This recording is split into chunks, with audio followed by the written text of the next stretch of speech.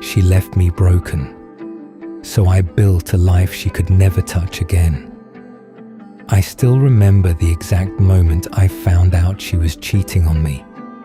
Not because it was dramatic, not because there was screaming or crying, but because everything around me felt painfully normal. The TV was on in the background, my food was getting cold, rain tapped softly against the apartment window, and my entire life collapsed in complete silence. Her phone buzzed on the couch beside me while she was in the shower. I wasn't the type to check phones. I never believed in that toxic stuff. Trust meant everything to me, but something felt off for weeks. Late replies, random mood swings, smiling at her phone and hiding it the second I walked in. Girls' nights, every weekend. Suddenly caring way too much about looking perfect just to run errands. I ignored every sign because I loved her. Love makes you stupid like that. Her phone lit up again. One message. I miss your body already. My chest tightened instantly.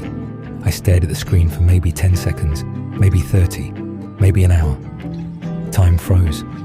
Then another message came through. Did he suspect anything? I felt cold. Not angry, not sad, just cold. Like my body stopped being mine for a second. My hands shook as I opened the messages. Photos, videos, plans, jokes about me. 3 months. 3 whole months she'd been sleeping with another guy while coming home to me every night, acting like she loved me. I scrolled in silence while the shower kept running. The craziest part? I wasn't even enough of a threat to hate. I was a joke to them. She called me safe, said I was predictable, said I'd never leave. That line hurt the most, because she was right, at least back then. I put the phone down exactly where I found it. Then I just sat there. I didn't cry immediately.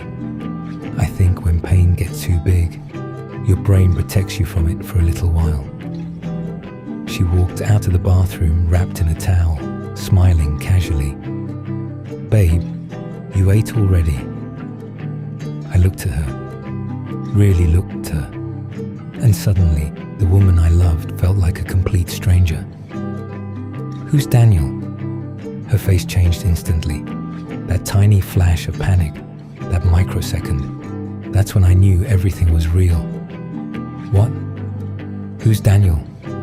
Her eyes darted toward the phone, then back to me, and instead of apologizing, she sighed, like I was inconveniencing her. It's not what you think. I laughed, not because it was funny, because hearing those words felt so absurd that my brain didn't know how else to react. I stood up slowly. How long? She crossed her arms defensively. Why were you going through my phone? That's when something inside me snapped. Not loud, not explosive, quiet, like a rope finally tearing after being stretched too far. You cheated on me, and that's your concern. She rolled her eyes, actually rolled her eyes. It just happened. 3 words. 3 words that destroyed 2 years. It just happened. Like betrayal was an accident. Like loyalty slipped on a banana peel. I remember staring at her while realizing I genuinely didn't know this person. The girl who once cried in my arms. The girl who promised me forever. The girl I planned my future around. Gone. Or maybe she never existed. We argued for hours. Apparently, it was my fault too. I worked too much. I wasn't exciting anymore. I got too comfortable. I stopped taking her on dates every week. Funny how cheaters always become philosophers after getting caught. Eventually, she started crying. Not because she hurt me, because she got caught. There's a difference. At 3 a.m., she fell asleep in the bedroom after exhausting herself from crying. I sat alone in the living room staring at the wall, and for the first time in years, I felt completely empty, not heartbroken, hollow, like someone scooped everything out of my chest. I didn't sleep that night. By sunrise, I packed a bag and left the apartment. She texted me 20 times while I drove nowhere. I ignored every message. I parked near the beach around 7 a.m. and just sat there watching the waves. People walked by laughing. Dogs ran through the sand. The world kept moving like mine didn't just end. That part always amazed me. Your life can completely collapse, and the world doesn't pause for even 1 second. The next few weeks were hell. Real hell. I barely ate, barely slept. I replayed every memory over and over, wondering what was real. Was she lying when she said she loved me? Was she texting him while laying beside me? Did our memories even matter to her? The worst pain wasn't losing her, it was losing myself. I stopped going to the gym, stopped answering calls, stopped caring about anything. One night, I looked in the mirror and barely recognized the guy staring back at me.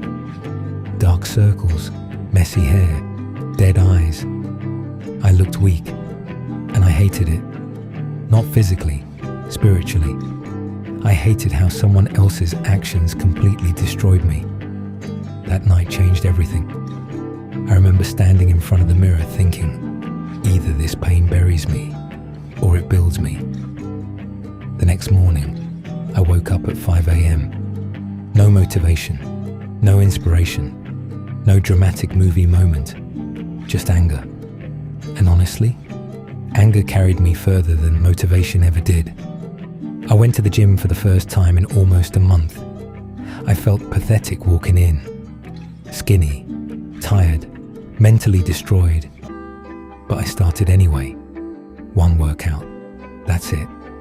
Then another the next day, then another. Soon, the gym became the only place my brain went quiet. Every rep felt like therapy. Every drop of sweat felt like poison leaving my body. I became obsessed, not with revenge, with rebuilding myself. I started eating properly again, reading, sleeping earlier, working harder. I deleted social media for a while, stopped stalking her profile, stopped checking if she posted him. Because every time I looked, I reopened the wound myself. People don't talk enough about that part. Healing hurts because you keep touching the thing that cuts you. 3 months later, I look completely different.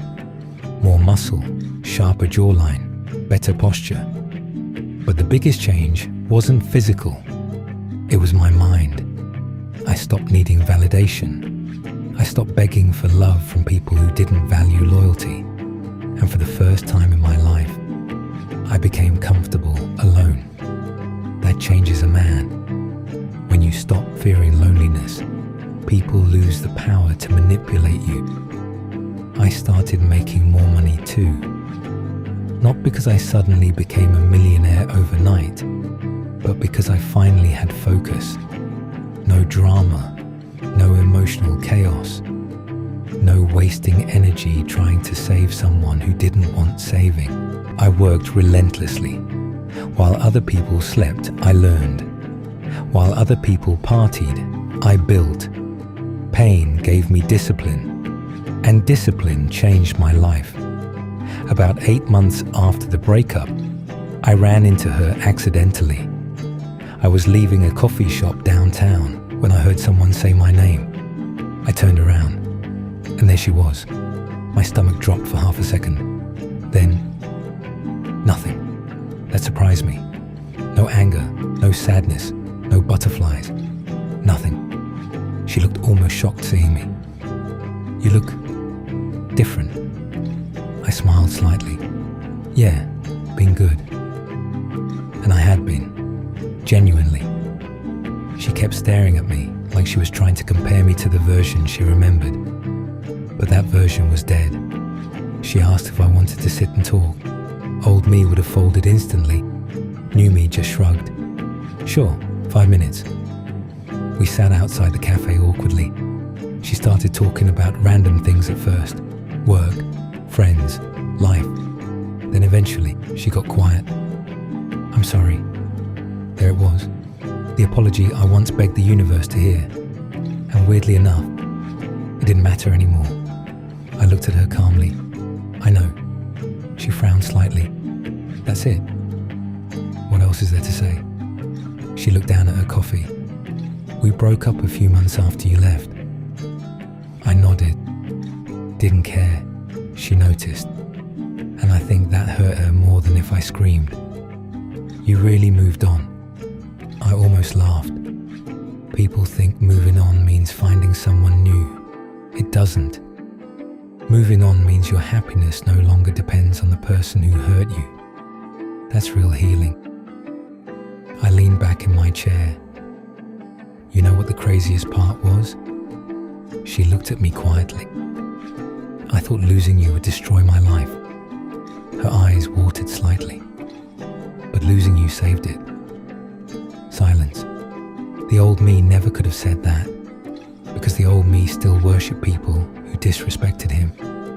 But pain changes you, or it's supposed to. She asked if we could maybe try again someday. That question would have owned me a year ago. Back then, I probably would have taken her back instantly just to avoid being alone. But now, I finally understood my worth. And once you truly understand your worth, you stop negotiating with disrespect. I stood up. No. She looked hurt, but I wasn't cruel about it. I just finally loved myself enough to walk away. There's no hate between us, I said, but some things only happen once. Then I left, and for the first time since the breakup, I felt completely free. A year later, my life looked unrecognizable. Better apartment, better body, better mindset, better circle. I even started helping younger guys at the gym who were going through heartbreak themselves. Funny how suffering works. Sometimes your pain becomes the exact thing that allows you to help others survive theirs. One kid asked me something I'll never forget. How do you stop loving someone who betrayed you? I thought about it for a moment, then answered honestly, you don't force yourself to stop loving them. He looked confused. You just start loving yourself more. That's the truth nobody tells you. Self-improvement isn't about revenge. It's not about making your ex regret losing you. That mindset fades eventually.